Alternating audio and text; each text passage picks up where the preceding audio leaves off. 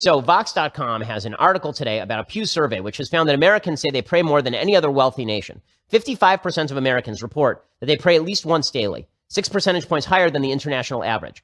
Well, that may not seem like a big gap on its own. America is an extreme statistical outlier when it comes to countries with at least a $30,000 per person GDP. So in this category, the global average hovers around 40%. So in Canada, for example, only 25% of people pray daily. That number is 22% in Europe, 18% in Australia, and 6% in Great Britain. In other words, with great wealth comes less religiosity.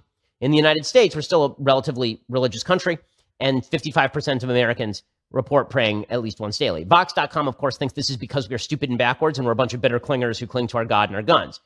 I think this is because America is freaking amazing, because it really is.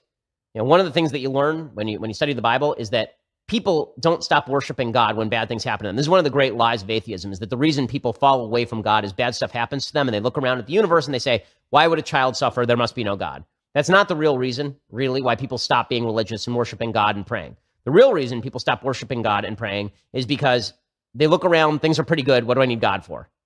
Right? People get fat and happy, and they think that they did it themselves, and then they feel like God is superfluous. Why do I need to thank God for anything? What am I praying for? Everything is pretty great. And it was created by a bunch of scientists who don't believe in God. So what the hell do I need this whole God thing for?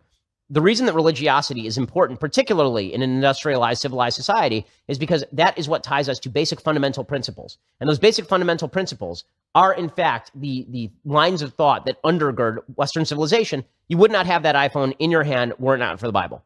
You would not have that iPhone in your hand were it not for Greek reason combined with a biblical sense of morality, because capitalism is based on certain principles. Those principles include inalienable rights in you. You have inalienable value.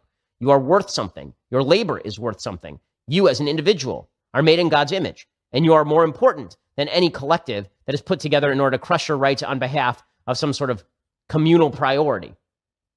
All of that is rooted in a certain fundamental biblical morality that is based, again, on the most important sentence, I think, in human history. The most important sentence in human history is not, in my opinion, treat thy neighbor as thyself, or love thy neighbor as thyself.